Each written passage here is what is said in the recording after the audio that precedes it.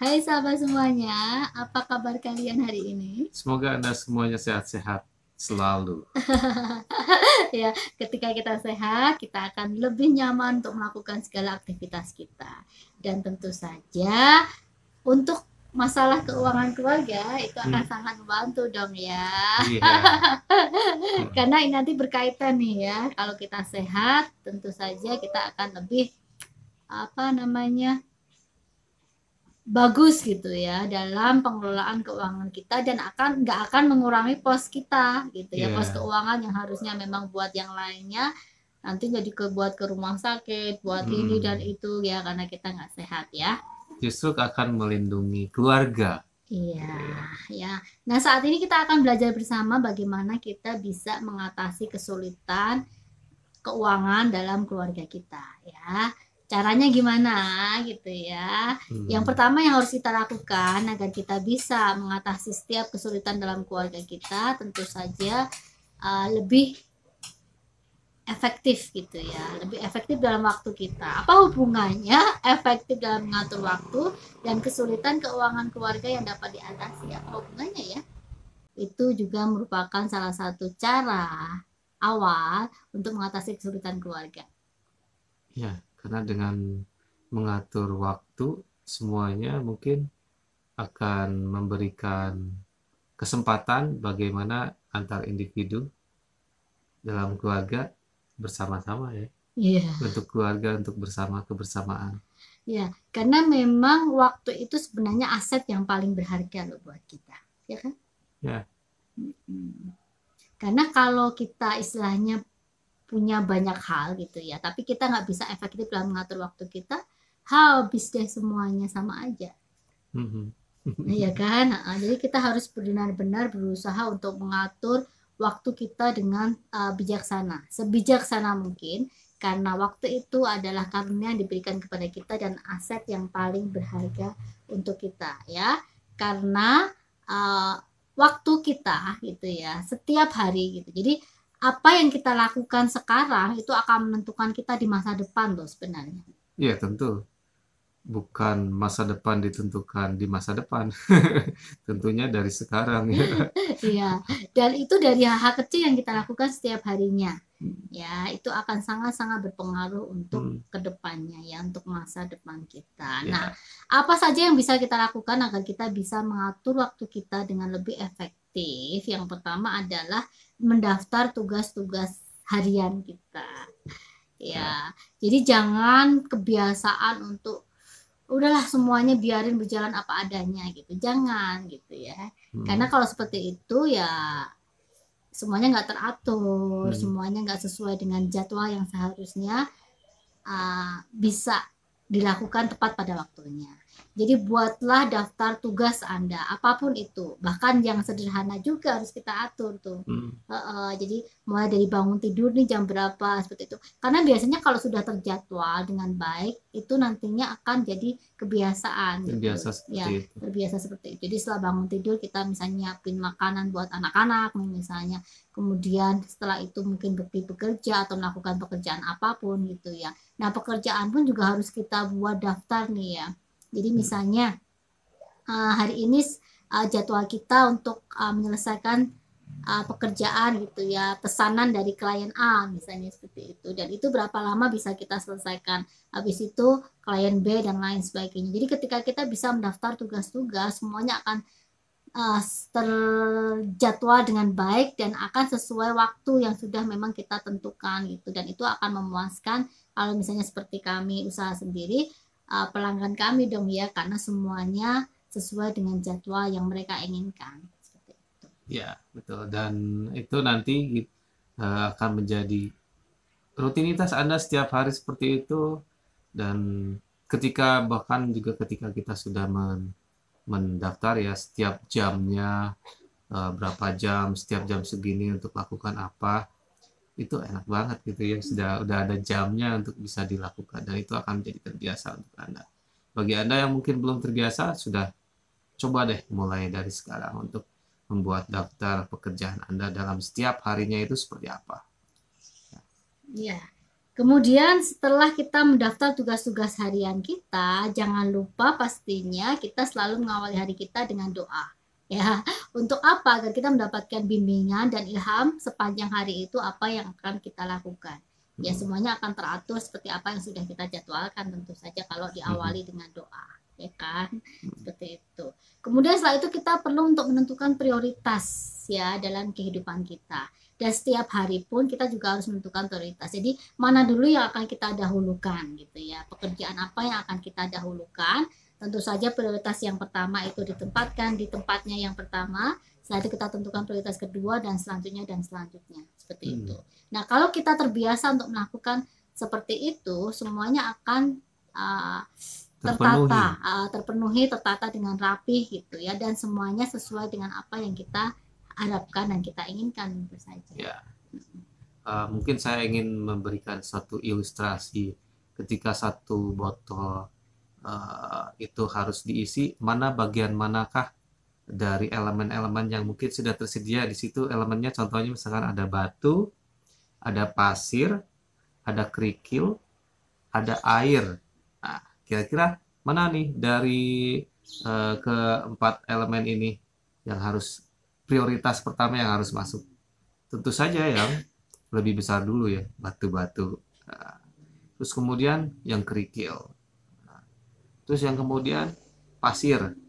Tentu saja kan pasir lebih kecil, dia akan langsung jatuh kepada yang paling bawah nantinya. Terus yang ketiga, yang terakhir air. Air, nah tentu saja air itu paling sedikit pun, lubang kecil pun akan tetap masuk. Dan jadi media misalkan sebuah toples mungkin seperti itu akan semuanya terisi, semua kebutuhan terpenuhi dan padat. Dan itu juga itu agak sebuah ilustrasi perbandingan bagaimana kita memenuhi semua kebutuhan kehidupan kita dalam keluarga, rumah tangga kita. Itu prioritas mana saja yang perlu didahulukan, kemudian kedua, prioritas ketiga, 4 dan seterusnya. Ya, jadi itu yang perlu kita lakukan. Ya.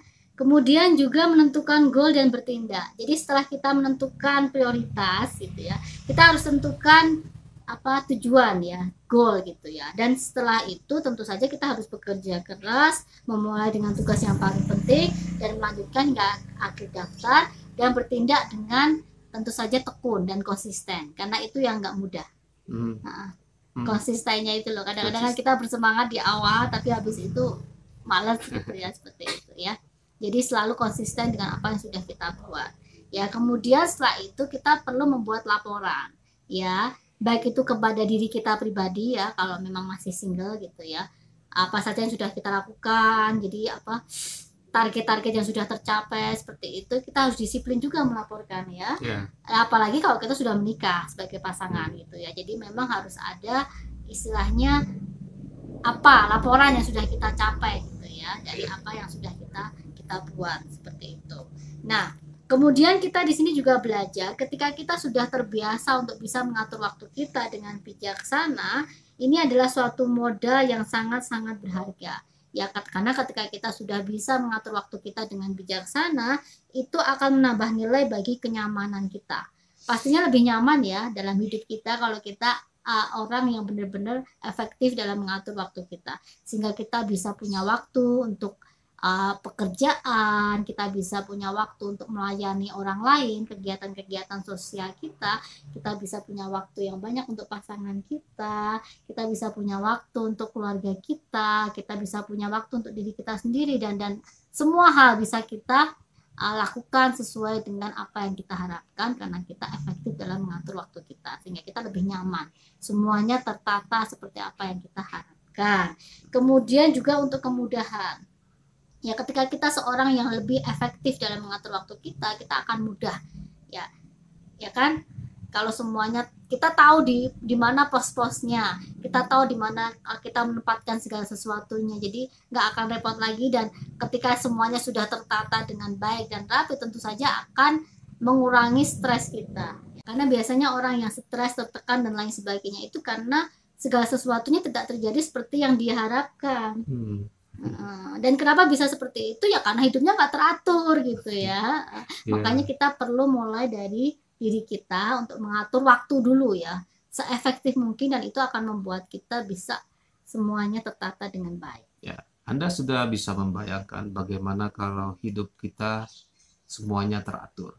Tentu saja juga kita nyaman, kita aman, kita menikmati hidup kita ya dengan keteraturan, dan itu yang juga akan membantu kita untuk melindungi bagaimana kita menjalani kehidupan kita dengan lebih baik ya. Iya. Kemudian juga kita belajar di sini tentang bagaimana kita akan dapat lebih puas ya dalam pencapaian-pencapaian yang kita sudah buat ya. Dan itulah sebabnya kenapa penting bagi setiap dari kita benar-benar untuk lebih efektif dalam mengatur waktu kita, bekerja dan bekerja serta berusaha untuk melakukan semuanya tepat pada waktunya. Jangan hanya berpangku tangan ya, atau melakukan hal-hal yang tidak berguna ya. Seringkali kan kita seperti itu ya, santai gitu ya. Jadi lebih baik kita melakukan semuanya baru santai, bukan santai dulu baru habis itu bingung gitu ya melakukan setiap tugas kita, ya kan? Ya, betul sekali.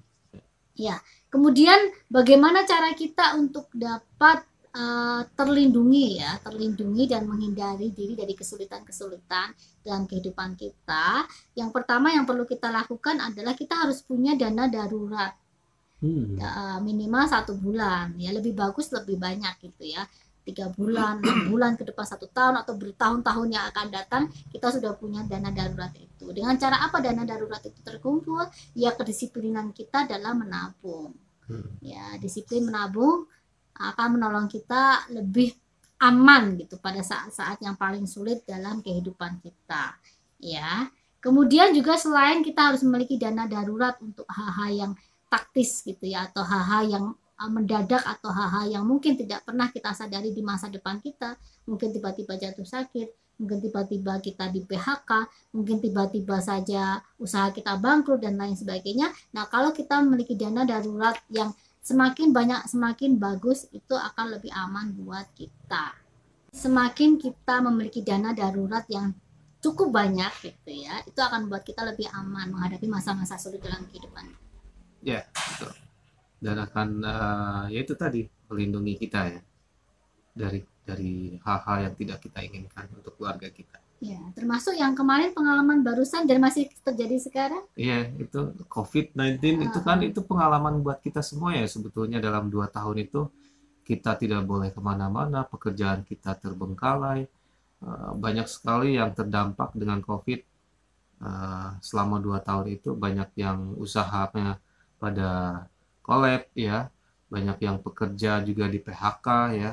Nah, itu salah satu sebetulnya pengalaman untuk kita bagaimana kita juga ke depannya agar tidak terjadi, benar-benar disiapkan dari sekarang untuk menghadapi semacam seperti itu tadi. Iya, ya, jadi memang kita harus benar-benar siap gitu ya ketika banyak perubahan yang akan terjadi di masa depan. Kalau perubahannya bagus sih nggak masalah ya kan. Iya. Tapi kalau perubahannya membuat kita sangat tertekan gitu ya, jangan sampai gitu. Jadi intinya ketika kita siap, ketika kita memiliki cukup dana darurat, itu akan membuat kita aman dan nyaman saat kita menghadapi banyak-banyak perubahan di masa depan, bahkan perubahan yang paling buruk sekalipun dalam kehidupan kita. Nah, untuk itu kita juga perlu mempertimbangkan untuk masa depan kita itu untuk memiliki asuransi. Nah, kita bisa mempertimbangkan jenis-jenis asuransi apa saja yang membuat kita lebih aman, terlindungi. Ada beberapa hal yang perlu kita pertimbangkan dan bisa kita pilih gitu ya untuk keamanan kita di masa mendatang atau di masa-masa perubahan terjadi dalam kehidupan kita. Yang pertama pastinya asuransi properti ya. Jadi kita juga perlu melindungi properti yang kita punya gitu ya. Kalau terjadi hal yang tidak kita inginkan, seperti pemilik rumah, penyewa, asuransi mobil dapat membantu menutupi biaya untuk mengganti dan perbaiki properti jika terjadi kerusakan serius, pencurian atau bahkan kehancuran. Ya, jadi kita perlu melindungi properti yang kita miliki kalau terjadi hal-hal yang tidak kita inginkan, dan itu akan lebih aman buat kita nantinya.